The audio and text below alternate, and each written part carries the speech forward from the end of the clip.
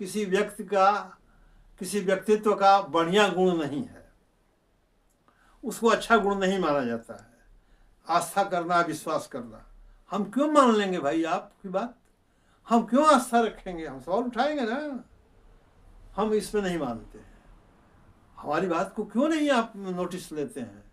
हम क्यों आपकी बात मान लें? बताइए, क्यों हम आस्था रखें?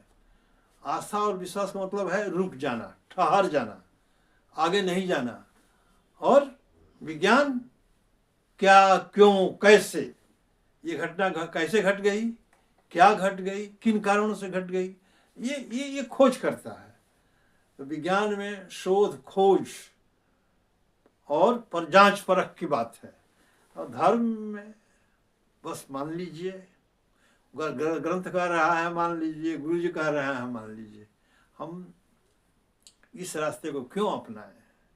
जीवन का उत्थान और विकास हम तर्क, बुद्धि और विज्ञान की रोशनी में देख रहे हैं, धर्म में नहीं देख रहे हैं। यही कारण है कि दुनिया में धर्म सिकुड़ता जा रहा है और नास्तिक और अधार्मिक लोगों की संख्या बढ़ती जा रही है।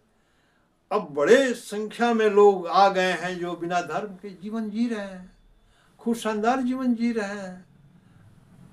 चाइना बगल में उदाहरण है, दुनिया का नंबर 1 बनने जा रहा है। सभी देशों, नास्तिक देश है, नास्तिक। स्वीडन, नॉर्वे, फिनलैंड और ये और भी कई एक यूरोपियन देश हैं जहाँ किसी धर्म और देवी देवता की बात नहीं है। विज्ञान, बुद्धि, तर्क, ये सब चीज़ें आ रही हैं सामने, उसी से आदमी आगे बढ़ रहा है। तो ये समय ऐसा आ गया है और आ रहा है कि साइंस एंड टेक्नोलॉजी के माध्यम से हमारे जीवन में लगातार बदलाव आ रहा है। और ये चाइना में 100 से अधिक वर्ष तक लोग जिंदा रह रहे हैं, उसका कारण कोई धर्म नहीं है, साइंस की देन है। Scientific approach, food and technology में जो विकास हुआ है कि हमको क्या खाना है, क्या नहीं खाना है, कौन हार्मफुल है, नहीं हार्मफुल है, विज्ञान बताता है, धर्म नहीं बताता है। यहाँ तो हिंदू भाई लोगों का धर्म है जो अहिंसा की बात केवल करता है, और वहाँ हिंसा भी होती है।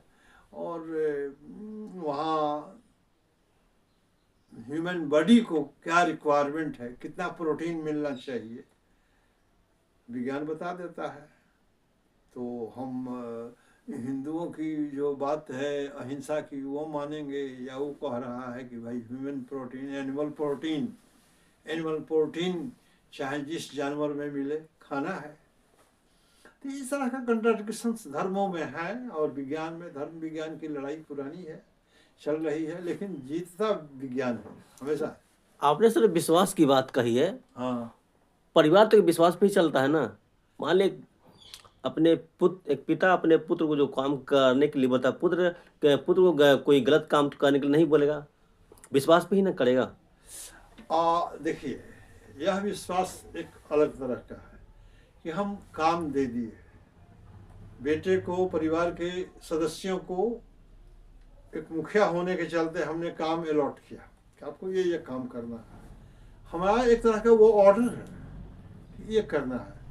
अब हम ये नहीं कहेंगे कि तुम मेरी बात जो हमने कह रहे हैं आंख मूंद करके मानो। तुमको यदि लगता है कि तुमको आदेश दिया गया है गलत, तो तुम सवाल उठाओ, पूछो, हम उसका जवाब देंगे। तो हर समय हमें तैयार रहना होगा कि जब सवाल उठें उसका जवाब दिया जाना चाहिए। विकास ऐसे ही होता है, कंट्राडिक्शन से, द्वंद्व से, विरोधाभास से ही चीज़ें आगे बढ़ती हैं। ये